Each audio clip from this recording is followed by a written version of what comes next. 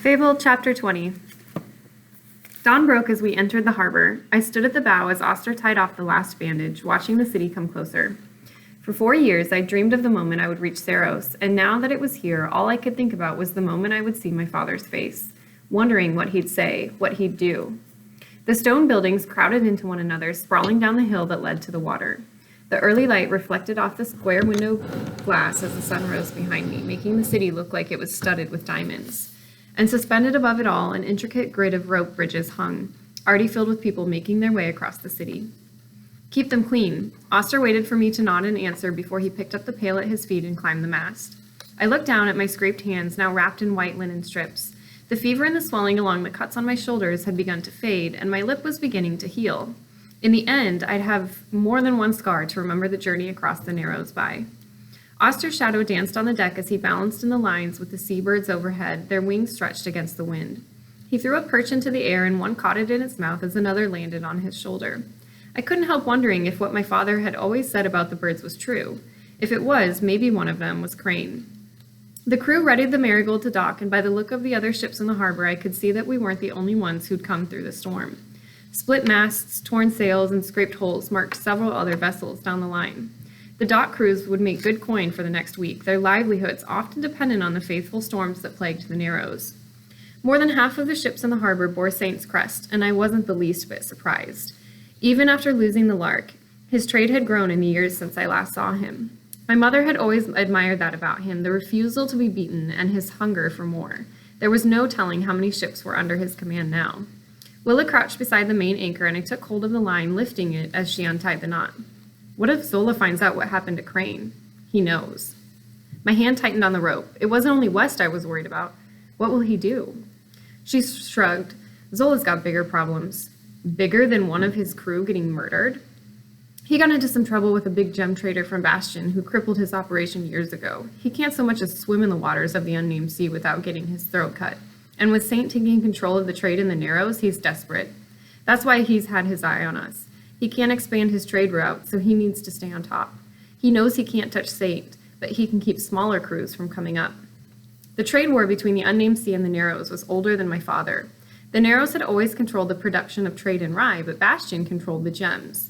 Both were needed to put coin in the pockets of the guild masters. It was a world poised on the tip of a knife. What gem trader? I asked. The only one that matters. The Trade Council has been holding out against giving Holland license to trade in the Narrows, but it's only a matter of time. There will be nowhere for Zola to hide then. Holland had been legend long before I was born. She was the head of a Bastion empire that ruled the gem trade, and Saint's operation was a drop in the bucket compared to the power she held over the guilds. If the Trade Council ever gave her license to trade in our ports, it would wipe out every Narrows-based operation, including my father's. Below, fishermen were already bringing in their first catches, and the smell of seaweed was thick in the air. Oster and Willa threw the heaving lines to the men on the dock, and they pulled us in slowly as the harbor master walked toward us, a stack of parchment under his arm. "Marigold!" he shouted, stopping at the end of the platform. "Get west, will you?" Willa said, going for the anchor's crank. I looked over her shoulder to the closed door of the helmsman's quarters. West and Hamish had been out of sight since before dawn, and I wondered if they were getting the ledgers in order for Saint. The hit on their books from the storm would come with consequences, and my father wasn't an understanding man. I knocked on the door and stepped back, pulling in a deep breath to put together some sort of goodbye. There'd be no more early mornings on the cliffs of Javal, watching for the Marigold sail on the horizon. No more ferries on Speck's boat, with Pyre heavy on my belt, and never again would I see West waiting at the end of the dock for me. My stomach wavered, making me feel sick. I didn't like the idea of never seeing him again, and I didn't like that I felt that way. Footsteps sounded before the door creaked, but it was Hamish who appeared when it opened. Behind him, stacks of copper were spread over the desk, the maps rolled up tight. "What is it?" West's voice sounded behind me, and I turned to see him standing beneath the archway. "Oh, I thought you were—" I looked behind him into the dark passage that led below deck. "The harbor master's asking for you." He nodded, coming up the last step, and I realized he was holding my belt and jacket. He pushed them into my arms as he moved past me. I looked down at the stitched leather of the shoulder seams, biting down on my bottom lip. He hadn't been kidding when he said he wanted me off the ship as soon as we pulled into port. I wished it didn't sting, but it did. I was standing in the breezeway with my heart in my throat, trying to figure out how to say goodbye, and Wes couldn't wait to be rid of me. I slipped the belt around my waist and fastened it, the red blooming beneath my skin. My hand found the post of the archway, and I ran my fingers up the oiled wood one more time, looking out over the ship. Even bruised from the storm, the Marigold was still beautiful, and in a way, I would miss her. Men called out below as Hamish unrolled the ladder. He reached into his jacket and handed me a folded parchment. A map. It's a big city. Thank you. I took it, smiling at the rare kindness. Be careful out there. Willa perched her hands on her hips. The sun caught the burn on her face, making it look blood red, but the skin was healing. And now that Crane was at the bottom of the sea, I wondered if the part that couldn't be seen would begin to mend too. I will. Her mouth twisted up somehow. Somehow, I don't believe you. Podge offered me his hand, and I took it. He squeezed once. Good luck, Dredger. Thanks. Behind him, Oster gave me one of his easy smiles. Fable. West walked across the deck, the wind pulling his shirt around the shape of him as he stood before me. Thank you, I said, holding a hand out between us. Whatever his reasons, he'd taken a risk in letting me come onto the Marigold. If I was never going to see him again, I wanted him to know that I understood that much. He didn't take it. He shifted on his feet before me, his gaze traveling everywhere except my face. Keep the jacket buttoned up, and keep your knife where you can reach it. Don't trade your tools, not even to eat. And don't sleep on the street. He lifted my hood into place as I pulled the jacket close and fastened the buttons up to my neck. Don't draw attention to yourself.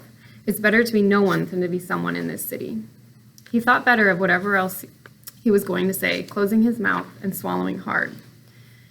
I lifted my hand again, waiting for him to take it, and this time he did. His fingers wrapped around my wrist and mine around his as I looked into his face.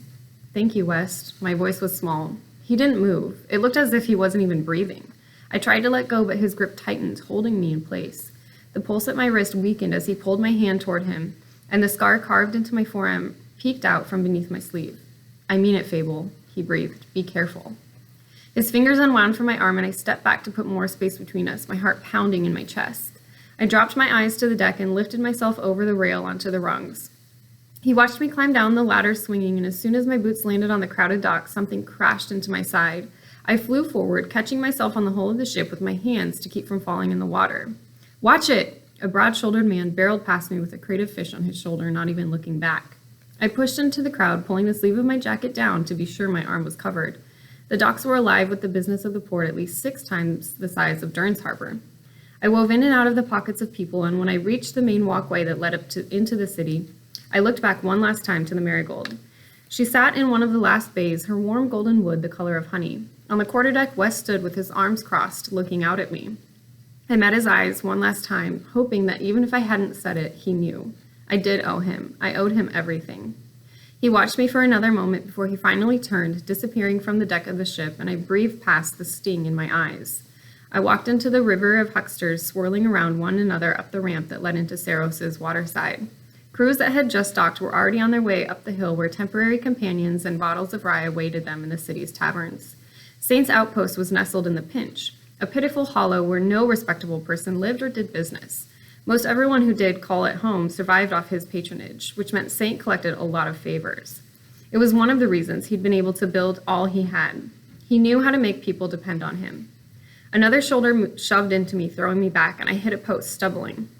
But the thought hissed like a faint whisper, my eyes following the polished boots beneath the length of a sapphire blue coat. I looked up, and the chaos of the dock halted, everything slowing with the stalled beat of my heart. The breath burned in my chest, my mind racing through a flood of memories that rushed in, drowning me. The man looked over his shoulder as he passed me, the set of his angled jaw tight. It was him. It was Saint.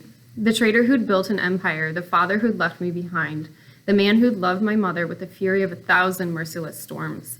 He blinked, his eyes sparkling beneath his hat for just a moment before his gaze fell back to the dock. And as if I'd only imagined it, he kept walking.